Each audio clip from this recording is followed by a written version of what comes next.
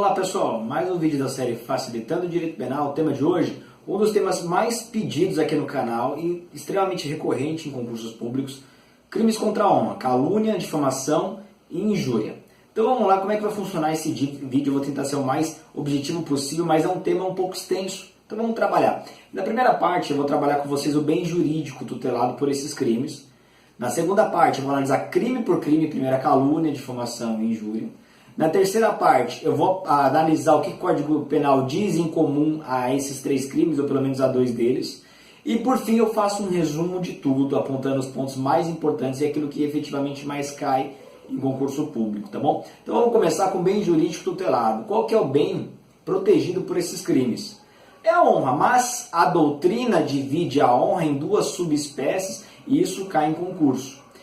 A honra subdivide-se em honra objetiva e honra subjetiva. O que é isso? Veja, eu vou dar a dica para vocês compreenderem a matéria e depois a gente aponta para cada um dos crimes. Tudo aquilo que é subjetivo é visto do ponto de vista interno, está dentro da mente ou da vítima ou do criminoso. Tudo aquilo que é objetivo é aquilo que é externado, é do ponto de vista de fora da mente do agente. Olha o exemplo fácil em outros crimes. Quando a gente analisa qualificadora do crime de homicídio, nós analisamos primeiro se ela é subjetiva, ligada aos motivos determinantes do crime, se ela foi praticada por motivo fútil, por motivo torpe, ou se ela é uma qualificadora objetiva, ou seja, se ela é apontada do ponto de vista prático, se ela é externada, se é um homicídio praticado por meios cruéis, por tortura e por aí vai. Aqui dos crimes contra a honra é parecido ao raciocínio. Nós temos a honra objetiva, que se preocupa com tudo aquilo que é externo ao íntimo da vítima. O que seria a honra objetiva? Nada mais é do que a reputação que a vítima ostenta perante a sociedade, perante terceiros, familiares, perante colegas de trabalho e por aí vai. Já a honra subjetiva, que está ligada ao íntimo do agente, é exatamente isso, exatamente a própria intimidade, o íntimo que o agente tem, o abalo pessoal que ele sofre internamente por conta de alguma ofensa. E já adianto aos senhores, a calúnia e a difamação, como são crimes que prescrevem fatos que são imputados, nós vamos estudar um por um, ela protege a honra objetiva. Então, quando eu falo de calúnia e difamação, nós estamos olhando do ponto de vista da reputação da vítima, a honra dela perante terceiros, perante a sociedade. Já a injúria, ela vai proteger a honra subjetiva. Vocês verão lá na frente do vídeo que a injúria nada mais do que uma ofensa e ela vai analisar se a vítima se sentiu ou não ofendida em seu íntimo. Vai se preocupar com o íntimo, com a honra subjetiva da vítima, tá ok? Então essa é uma noção introdutória, lá na frente a gente vai resumir de novo, vai revisar essa questão do bem jurídico. Vamos analisar crime por crime, começando com a calúnia, que dentre esses três crimes é o mais grave. Vamos lá, vamos olhar aqui na letra da lei, a calúnia que está no artigo 138 do Código Penal, que assim prescreve: caluniar alguém, vejam, imputando-lhe falsamente fato. Esse é o termo-chave, fato definido como crime. Pena de detenção de 6 meses a 2 anos e multa. E veja que aqui também engloba o fofoqueiro. Parágrafo 1º. Na mesma pena incorre quem, sabendo falsa a imputação, apropala ou divulga. Então aquele sujeito que divulga os mesmos fatos, divulga a calúnia, também será caluniador. E o parágrafo 2º, que sempre aparece em concurso público, é punível a calúnia contra os mortos. Então vamos lá, vamos analisar o crime de calúnia, depois a gente verticaliza. Pessoal, quando eu falo de calúnia, nada mais é do que o criminoso imputar alguém, veja, falsamente, e esse falsamente vai ter repercussão lá na frente, falsamente, fato descrito como crime. Olha o exemplo. Fulano começa a falar para todo mundo que Beltrano, toda sexta-feira, ele ingressa pela porta de trás da padaria e começa a subtrair pães, bolos e por aí vai. Veja, ele descreveu, ele imputou um fato a fulano que, se tivesse efetivamente acontecido, seria crime de furto. Ou então um sujeito que fala que o outro está todo final de semana drogando vítimas na balada, levando para o seu apartamento e mantendo conjunção carnal com aquelas vítimas dopadas. Veja, se fosse verdade, aquele fato imputado seria o crime de estupro de vulnerável. Então vejam que eu estou imputando a alguém falsamente um fato descrito como crime.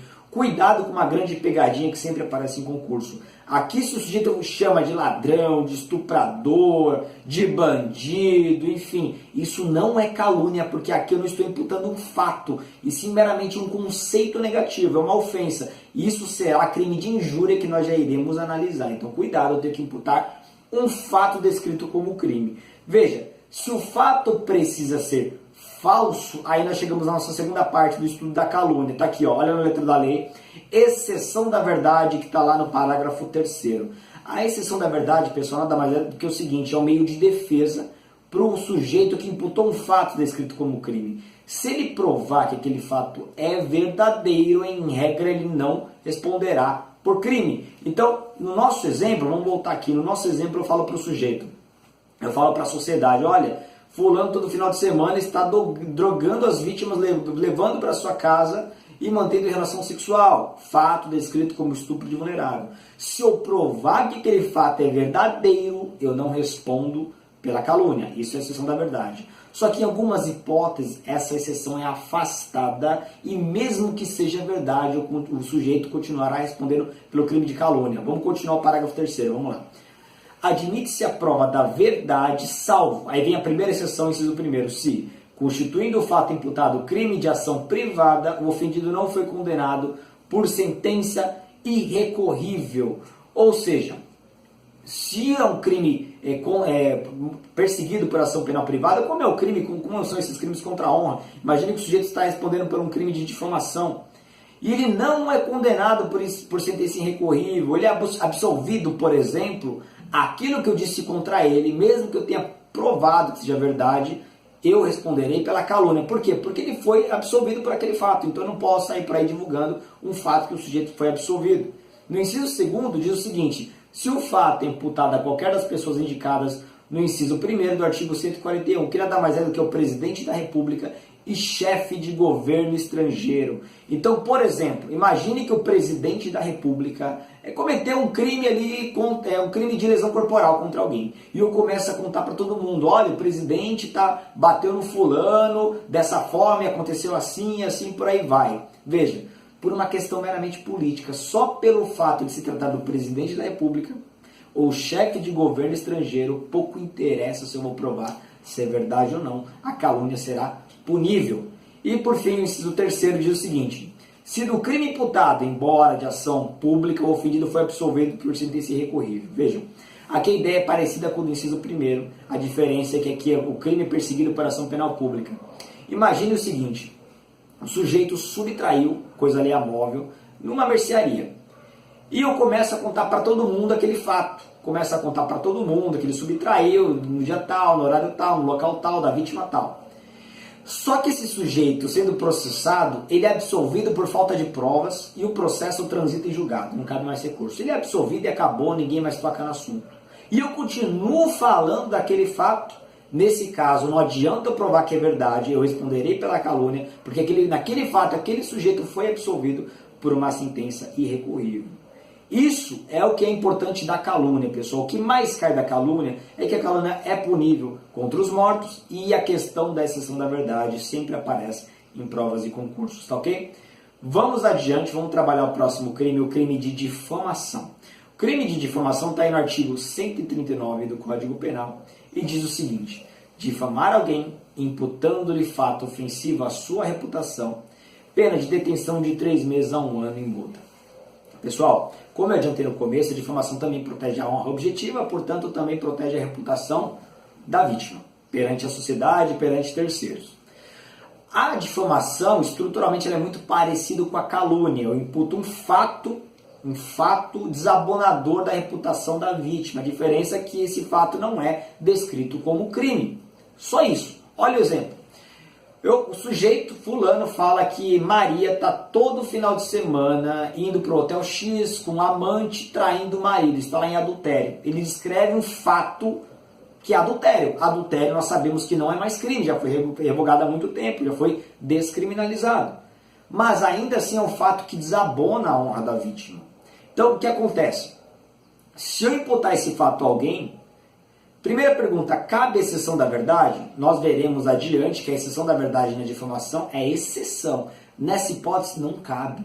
eu posso provar que essa Maria está cometendo adultério, que eu continuarei respondendo pelo crime de difamação, porque isso é um íntimo dela, pouco interessa, não me importa, não é da minha conta o que ela faz da vida dela, então, portanto, continuarei respondendo pelo crime de difamação. Olha a pergunta que sempre aparece em concurso e derruba uma galera. O enunciado descreve um probleminha e descreve que uma pessoa, o agente criminoso, imputa a um terceiro um fato descrito não como crime, mas como contravenção penal. Será calúnia ou difamação? Vejam, a resposta é simples. O crime será difamação. Nós vimos lá atrás que a calúnia diz que imputar falsamente fato descrito como crime. Se não fala em contravenção, não podemos fazer analogia em non parte, será o crime menos grave, crime de difamação, até porque uma contravenção penal efetivamente vai desabonar a honra objetiva da vítima. Agora vamos para a exceção da verdade que cabe para a difamação, nós veremos que cabe em uma única hipótese, está aqui, ó. Está aí no parágrafo único do artigo 139 que diz o seguinte: a exceção da verdade somente se admite se o ofendido, primeiro, é funcionário público e a ofensa é relativa ao exercício de suas funções.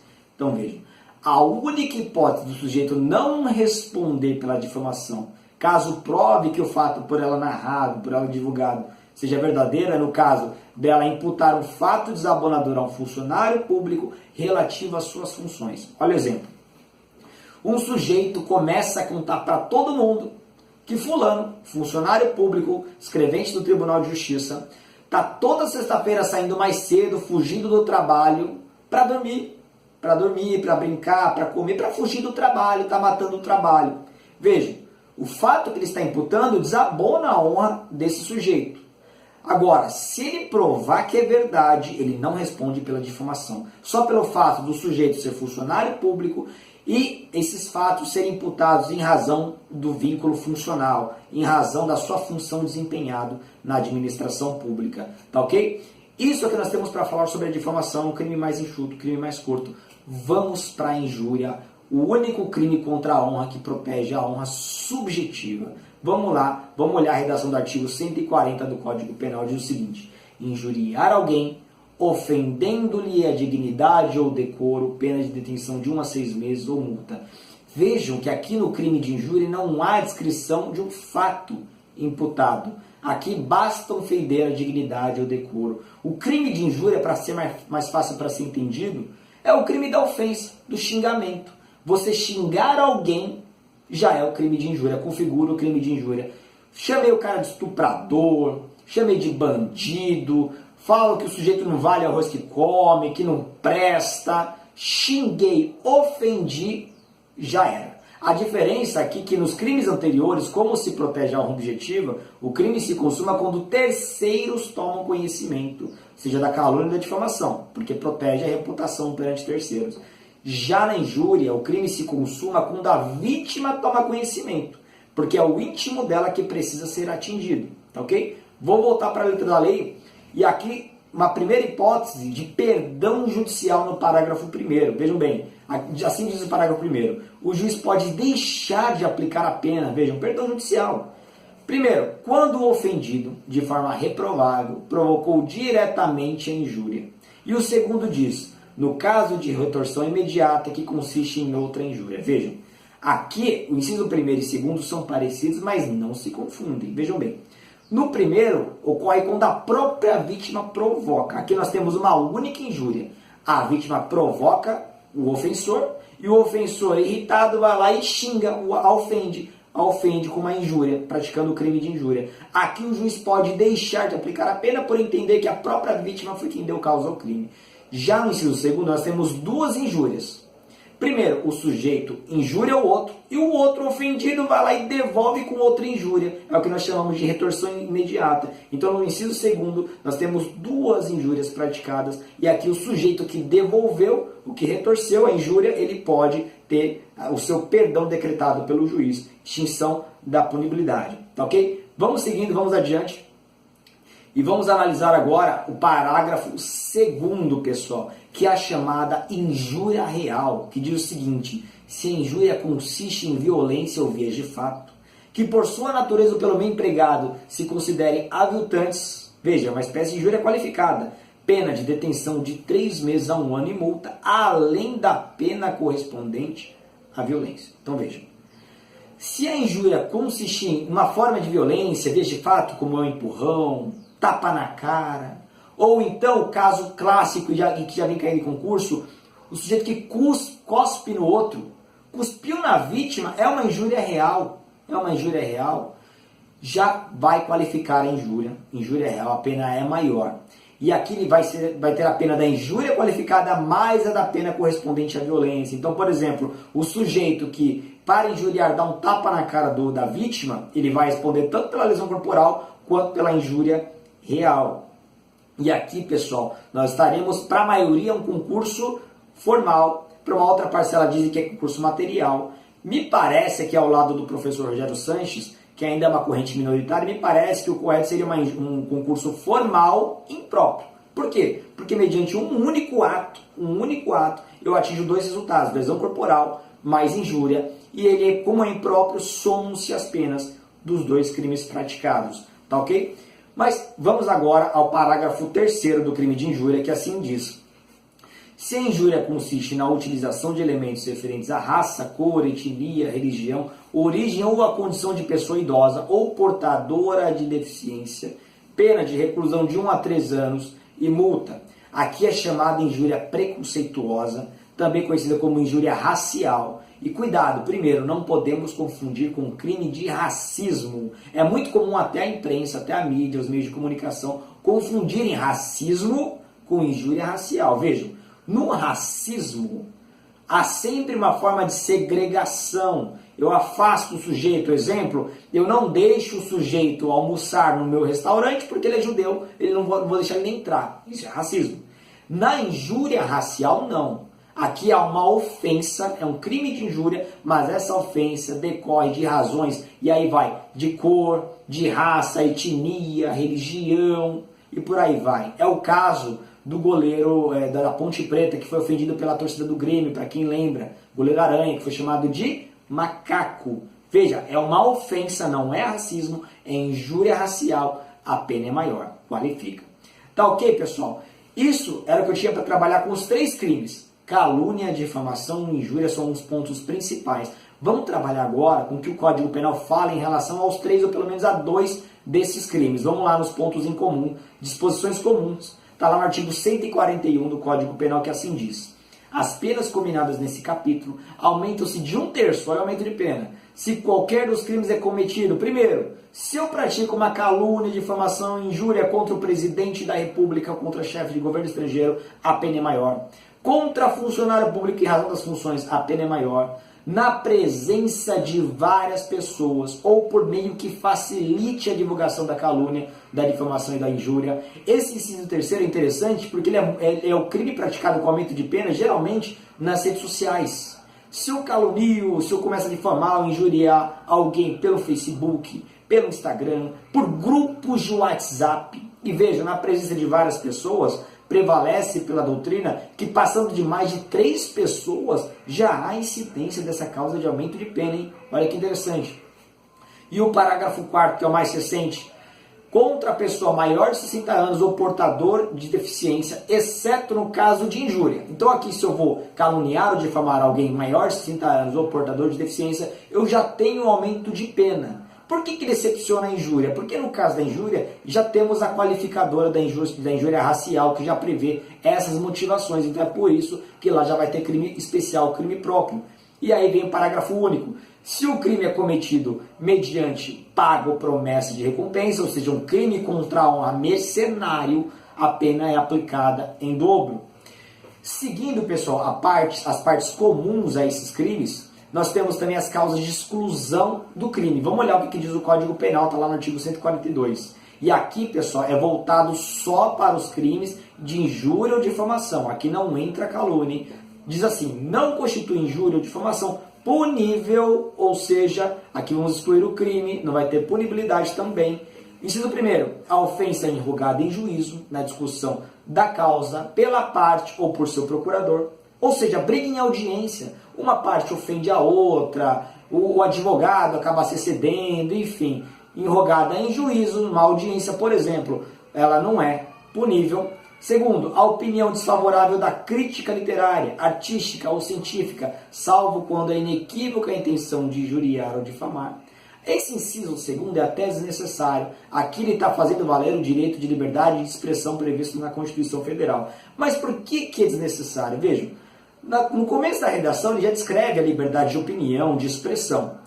Agora, no final, ele deixa claro, se for inequívoca a intenção de injuriar ou difamar, ou seja, se tiver o dolo claro, inequívoco de praticar um crime contra a honra, aí ele responderá. Então, é até desnecessário. Ou seja, se eu quero praticar o crime, eu vou responder por ele.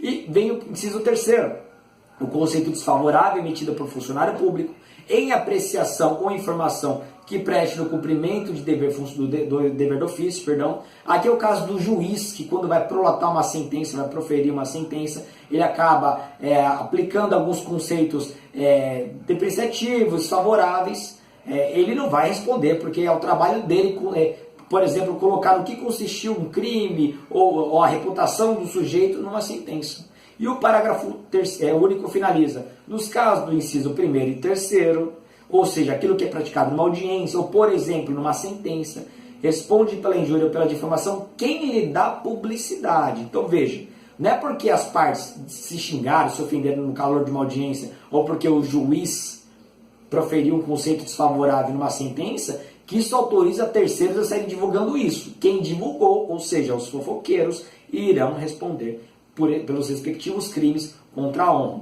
E por fim aqui vamos trabalhar as espécies e as formas de retratação. Isso é interessante, costuma ser cobrado em concurso público. Vamos lá. Assim diz o artigo 143.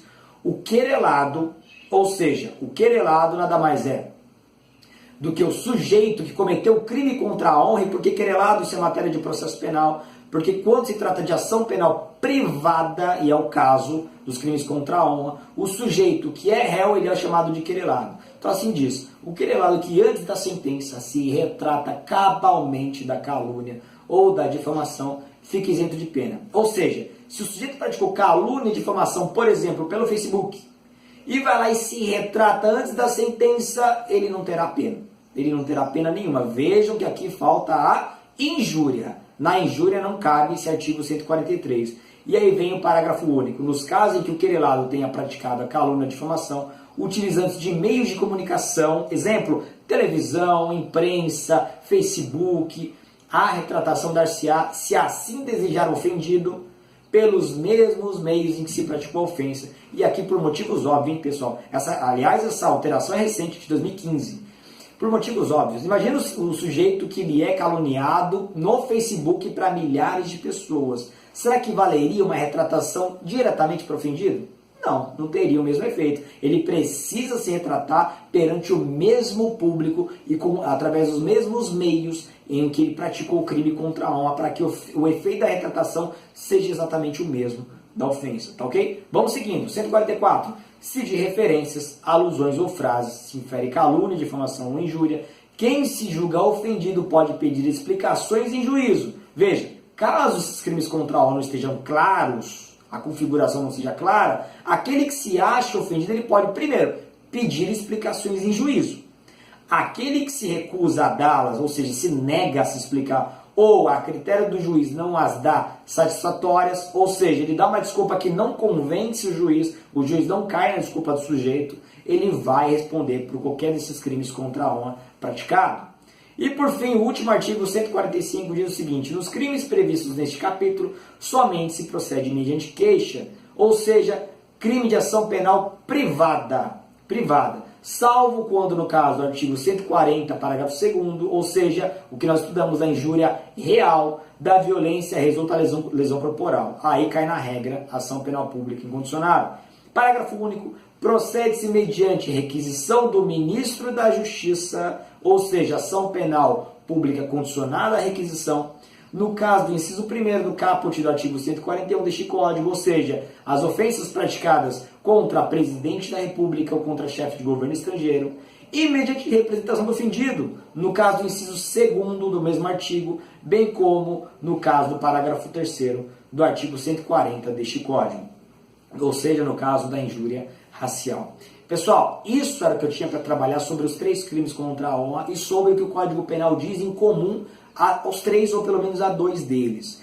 Resumindo, calúnia e difamação, qual que é a dica? Os 2 crimes contra a honra que começam com consoantes protegem a honra objetiva. Já na injúria, o único crime contra a honra que começa com uma vogal, injúria protege a honra subjetiva, o íntimo do agente. Na calúnia, que é o único crime que admite a calúnia contra os mortos, a calúnia, em regra, admite-se a exceção da verdade. É possível que o sujeito prove que ele falou a verdade, não sendo punível.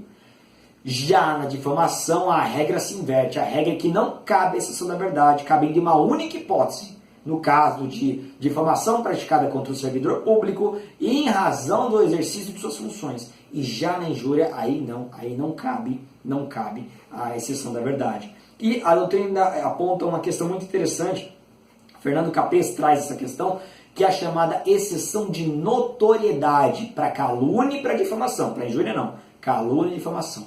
O que é exceção da notoriedade? Segundo Capês, se os fatos imputados contra a vítima perante terceiros forem já de conhecimento, de domínio público, ou seja, todo mundo já sabe, não é mais novidade para ninguém, aí deixa de ser punível. Por quê? Porque entende-se que o bem jurídico já foi lesado e não pode ser mais uma vez manchado. Ele já está manchado, a reputação da vítima já foi destruída, então não dá mais para haver lesividade ao bem jurídico. Imagina o seguinte, sujeito, cai na imprensa que o sujeito teve relações sexuais com travestis, com 3 travestis.